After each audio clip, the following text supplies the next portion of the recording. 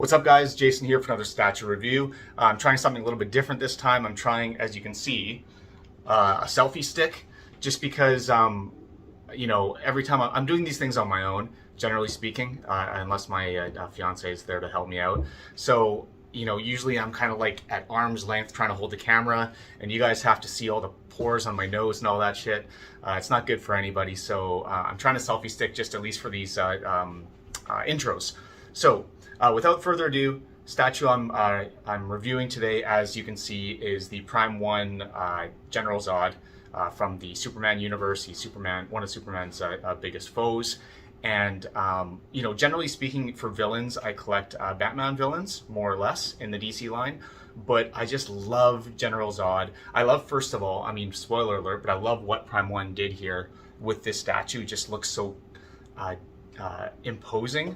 But I also just like General Zod as a hero. I'm a big sucker for kind of relatable heroes, and I just kind of feel like Zod is one of those relatable heroes. It's like, what would you do if you had the chance of bringing back your civilization, your planet, your people that had all been wiped out, and all you had to do it was destroy, like an anthill or something, which is basically the equivalent of what Kryptonians are, or what we are to Kryptonians, you know what I mean? So would you do it? Would you not? Maybe not. But I'm just saying, like, there's more to his character than just sort of this one-dimensional, I want to conquer the world villain. So I do like that about him. And like I said, when I saw the statue go up for pre-order on Prime 1, I was like, man, this is one that I have to have. So anyways, without further ado, I'm going to flip this camera around and let's take a look at him. I wonder how this is going to work out with this thing. Well, that was less painful than I thought it was going to be. Okay. Here he is. Prime 1 Studios, General Zod. And he is a thing of beauty. I've been having some mixed emotions when it comes to my Prime 1 statues lately. I've had some statues come in that were disappointing, to say the least. Whether or not it was QC issues or just general lack of fit and finish. But it's things like this that restore my faith in this company. This is where Prime 1 shines.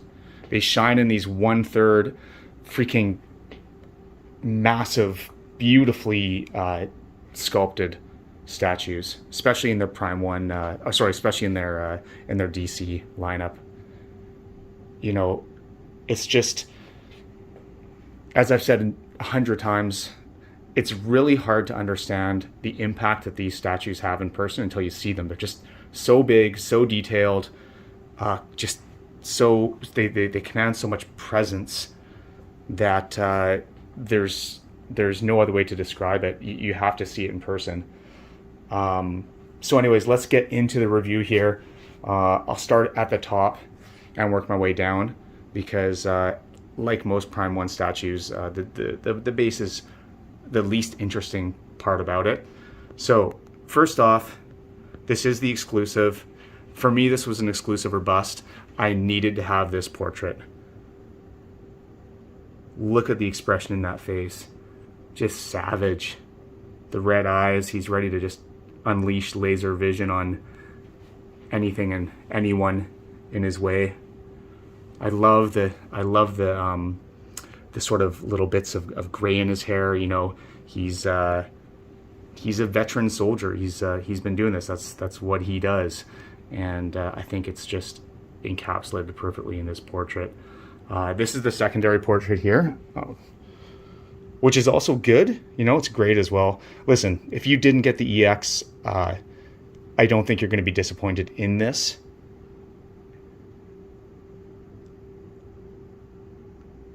Look at the expression in those eyes. But for me, I had to have this one. So another thing, I don't generally like mixed media, and I don't think this cape is going to be the thing that changes my mind. That said, I do think that it works for the statue. Am I gonna use it when I display him? I haven't decided yet.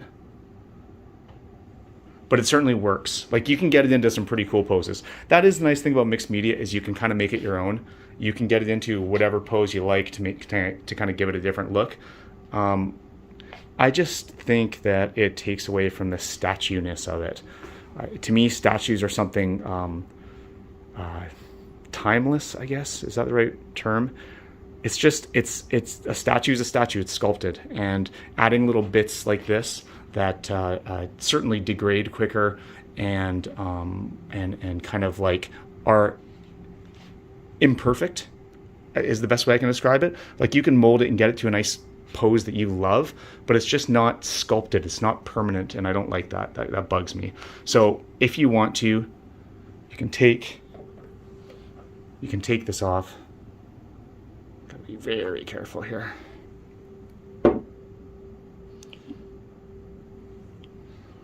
This is interesting. This, you actually need to take the shoulder piece off to take this off. So you go like this. There we go, because that goes through there. And then let's just take this right off for now. You've seen the cape, you know what it looks like on. Let's get this back on. There we go. And let's put his badass portrait back on. There we go. Okay. So yeah, there's parts of this I like even more. I love the detailing of the red sort of padding under his massive shoulder guard here. This is much larger than this one, and I think it's kind of cool to have that extra detailing. You don't really see that when he's got the cape on. So let's and actually something else we might as well take a look at now. When he doesn't have the cape on, look at the detailing in his back. Yeah, that's awesome. Man, that looks good.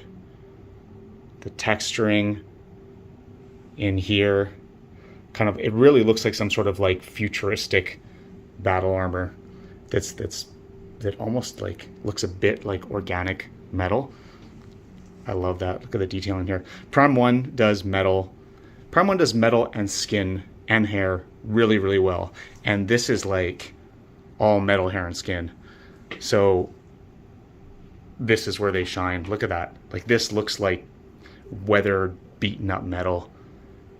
And for maybe it's just because I know the character, but to me it almost looks like a futuristic type of metal. Maybe it's just because of things like this. Like, look at that. The little linkages in the arm where it probably automatically tightens to fit the form of whoever's wearing it. Look at that. And the obliques and abs behind here, I guess. But you know, the detailing of this is awesome. The sort of scratch marks across the ZOD logo here, or crest, family crest, I guess is what it is. Just everything, all the details. Sorry, buddy, but Hush Superman's got a bigger package. That's probably why he's pissed off. Probably why he wants to kill him. Okay, so look at this along here. Just trying to get down a little bit. Again, that sort of mesh, like futuristic mesh. So cool. The sculpt is awesome. I love his like just V shape. That super thin waist with a massive lats. Yeah, his outfit looks phenomenal. Getting into the legs. He's got the knee pads. And then the layered metal again, which again looks like it sort of contracts and expands based on who's wearing it, which I think is really, really cool. And even the shoes are good. Everything about this statue from the feet up is breathtaking.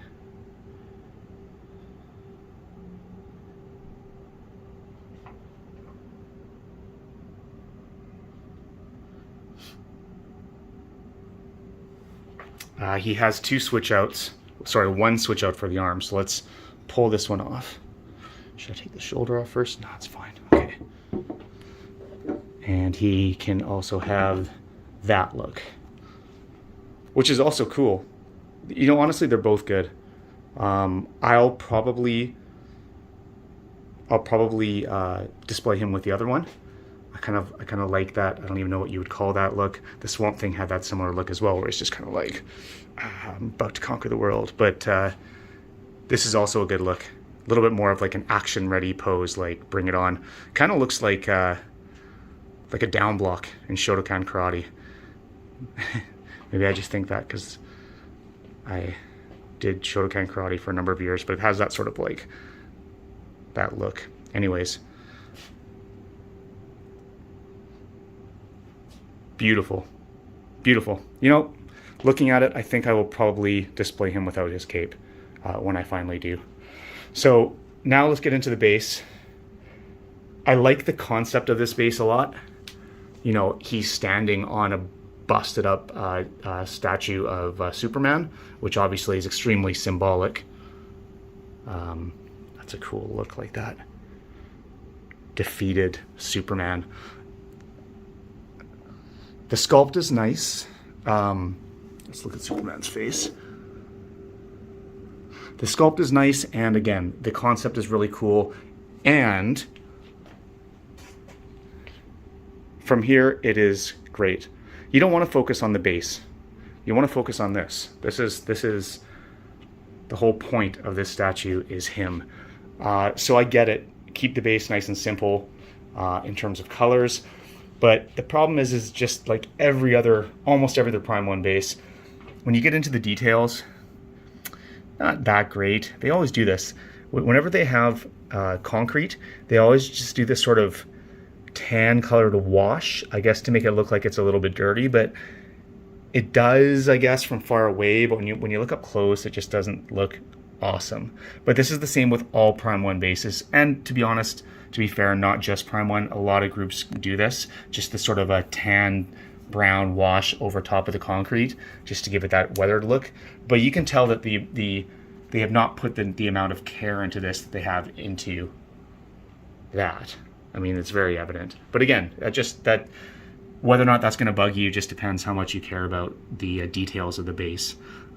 Again, there's an argument for intentionally making the base less interesting to make sure that your eye's drawn to the right thing. So, but it's not terrible. I mean, it's effective in doing what it's trying to do, I suppose, which is just kind of looking like an uninteresting concrete or stone base.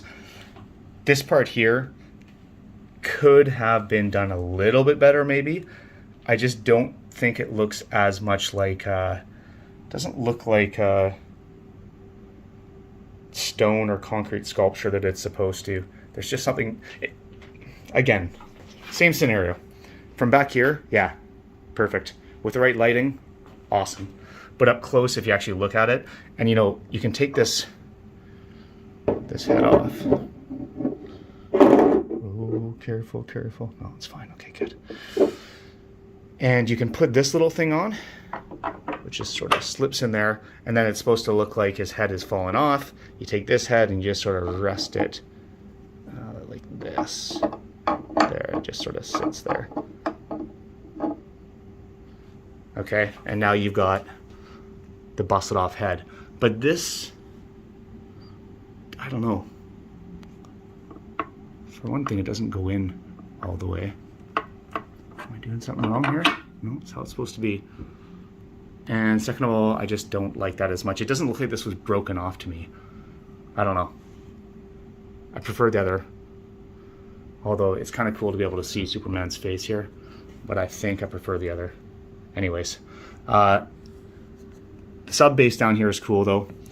It's more, again, that it kind of mirrors the armor, where it has these sort of interlocking metal pieces.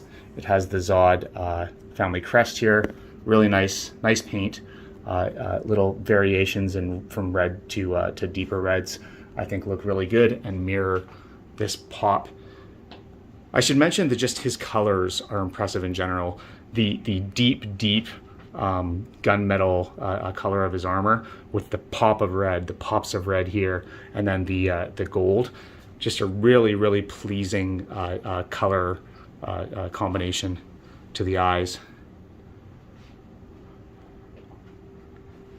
So I think we've seen the front, the back. That's it, guys. This type of statue restores my faith in Prime 1. This is the best of Prime 1. You know what I mean? Like, this is Prime 1 at its best. And this is beautiful. He's going to pair really well with my Hush Superman. And I'm extremely happy to have him in the collection. I wish that Prime 1 could knock it out of the park like this with all their statues. I've yet to be disappointed with the 1/3 scale statue from Prime 1, to be honest. And this is no exception. Look at that pose. Awesome.